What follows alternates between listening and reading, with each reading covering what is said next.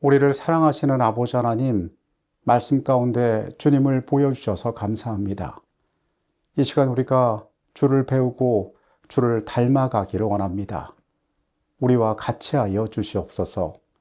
예수 그리스도 이름으로 기도합니다. 아멘. 하나님의 말씀, 이사야 9장 6절의 말씀을 보시겠습니다. 이는 한 아기가 우리에게 낳고 한 아들을 우리에게 주신 바 되었는데 그의 어깨에는 정사를 메었고 그의 이름은 기묘자라 모사라 전능하신 하나님이라 영존하시는 아버지라 평강의 왕이라 할 것임이라. 구약 성경은 오실 메시아에 대한 예언으로 가득 차 있습니다. 그분을 묘사하는 많은 표현들이 있는데 오늘 우리가 주목하는 표현은 평강의 왕입니다. 오늘의 주제는 평강의 왕입니다.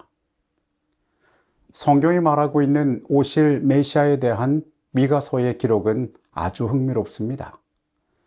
그가 많은 민족들 사이의 일을 심판하시며 먼 곳 강한 이방 사람을 판결하시리니 무리가 그 칼을 쳐서 보습을 만들고 창을 쳐서 낫을 만들 것이며 이 나라와 저 나라가 다시는 칼을 들고 서로 치지 아니하며 다시는 전쟁을 연습하지 아니하고.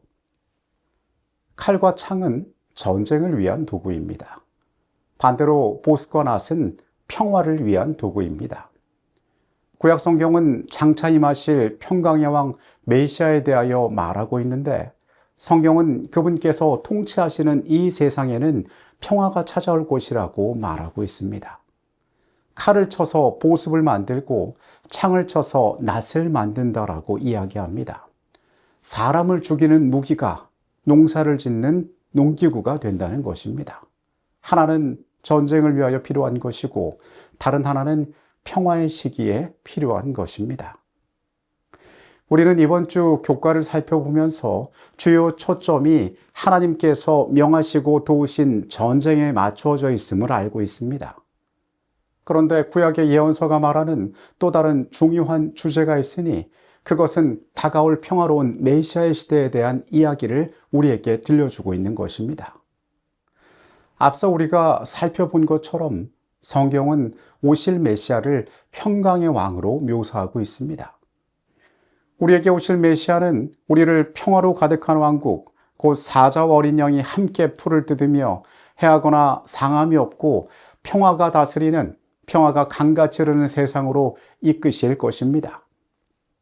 하나님의 말씀인 성경은 그 메시아가 통치하시는 그 영원한 나라를 그렇게 평화로운 곳으로 묘사하고 있습니다.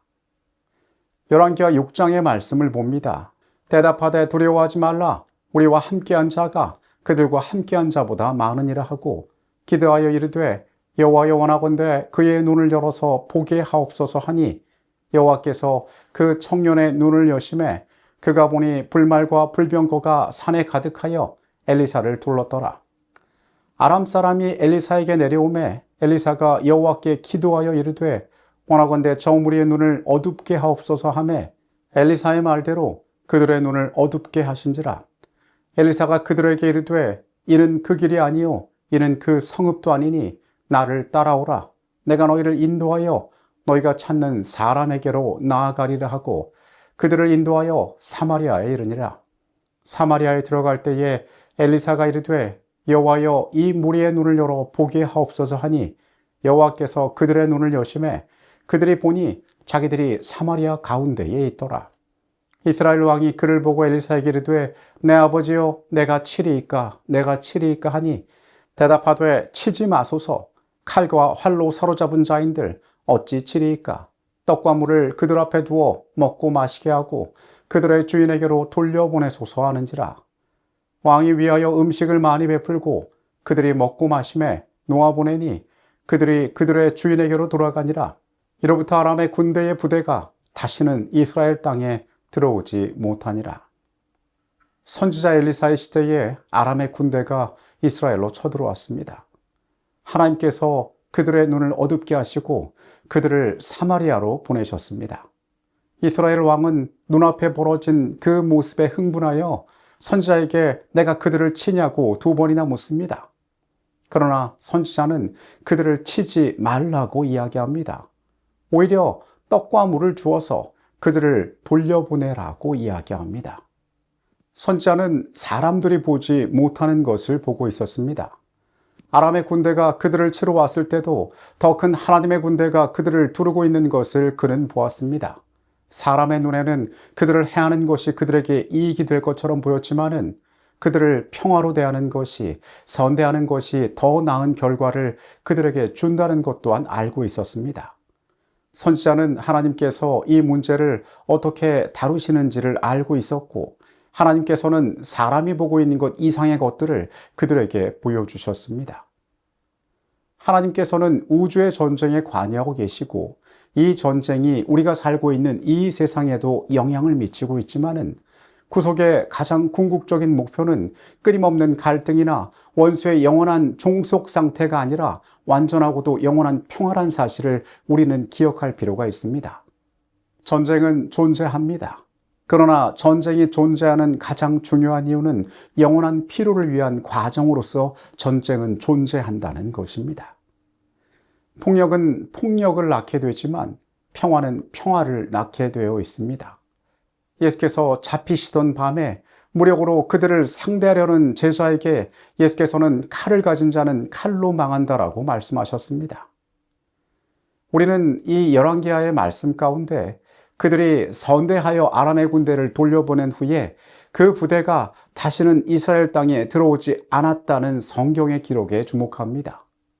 그들이 선으로 악을 갚았을 때에 더 이상의 분노가 그 땅에 이어지지 않게 되었던 것입니다.